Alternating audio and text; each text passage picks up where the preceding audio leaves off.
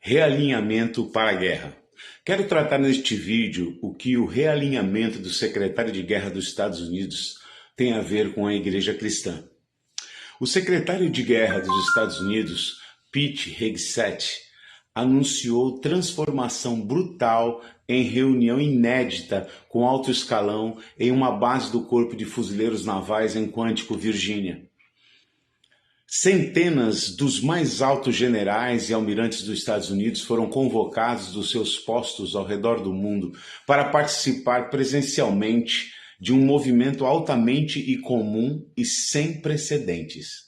O encontro serviu para o secretário de Defesa detalhar sua missão de purificar o que ele considera uma cultura falha dentro das Forças Armadas, através de uma série de ações destinadas a reformular a liderança e a cultura do Pentágono. Assim, como o secretário de guerra dos Estados Unidos convocou os generais e almirantes para uma reunião inédita em Quantico, reunindo as maiores lideranças do país para tratar de mudanças profundas, também a Igreja de Cristo precisa discernir o tempo e entender que estamos diante de uma convocação divina. O Espírito Santo está chamando os líderes espirituais, pastores, bispos, intercessores e todo o povo de Deus para um encontro estratégico de realinhamento espiritual com Ele. Deus está revelando a necessidade de purificação na vida da igreja, corrigindo padrões de acomodação, religiosidade e mundanismo que enfraquecem a sua eficácia no campo de batalha espiritual. Assim como os exércitos naturais não podem vencer com estruturas corrompidas, a igreja também não pode resistir ao inimigo sem ajustes profundos em sua liderança, em sua santidade e em sua cultura espiritual. Há necessidade de a igreja reformular sua visão, seu discipulado e seu compromisso com a palavra e a oração. É tempo de fortalecer as fileiras espirituais, restaurar a disciplina da intercessão, renovar a autoridade pastoral e reposicionar cada membro como soldado ativo no reino de Deus. Em outras palavras, o que o governo americano está fazendo em sua dimensão natural, Deus está exigindo da igreja em uma dimensão muito maior. Preparar-se para a guerra espiritual que não cessa com ajustes profundos na sua liderança, em sua doutrina e em sua prática diária, para que possamos permanecer firme. Afinal, a palavra de Deus em Efésios 6 diz: fortalecidos no Senhor e na força do seu poder.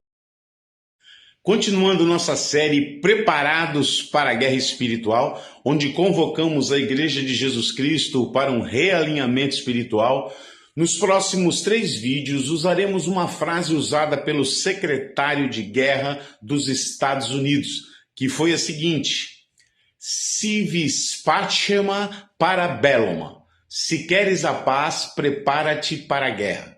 Qual a relação que esta frase tem com a guerra espiritual da igreja?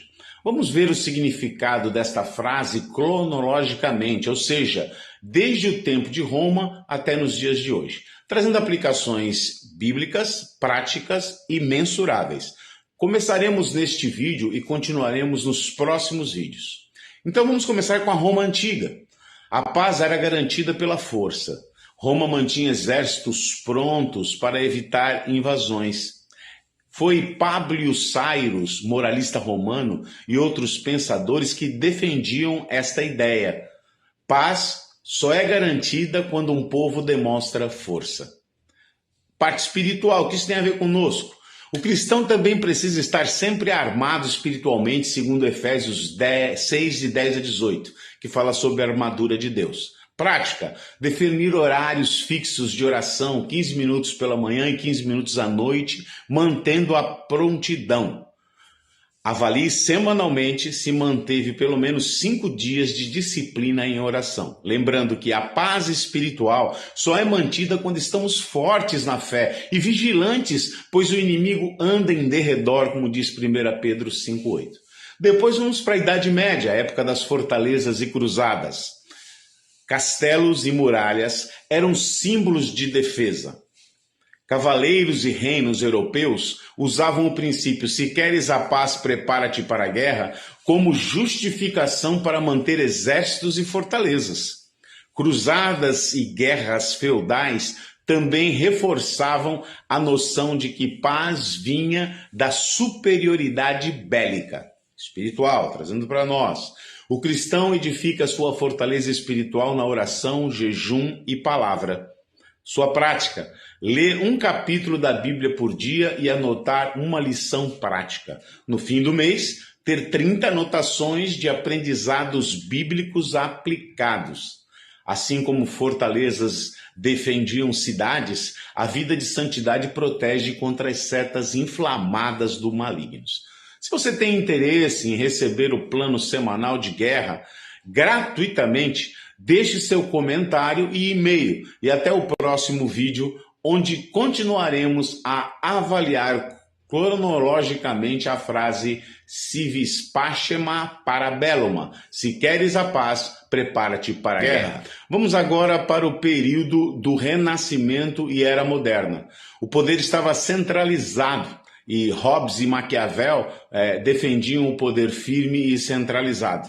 Maquiavel, como alguns dizem, ele dizia: é melhor ser temido do que amado, se não pode ser ambos. Hobbes: a segurança exige força e poder centralizado.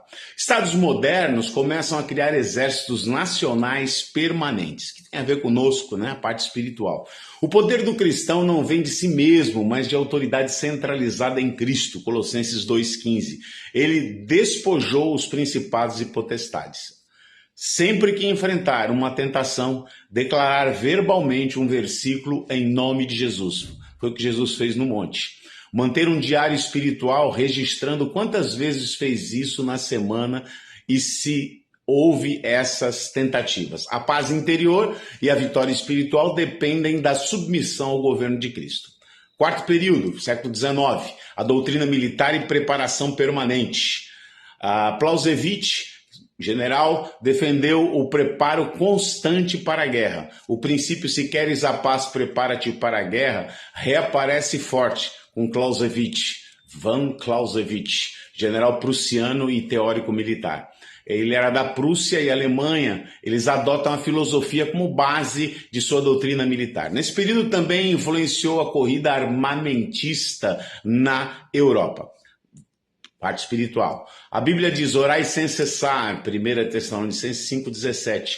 A preparação espiritual é contínua. Separar um dia por semana para jejum e intercessão. Ao final do mês, verificar se cumpriu os 4 jejuns programados.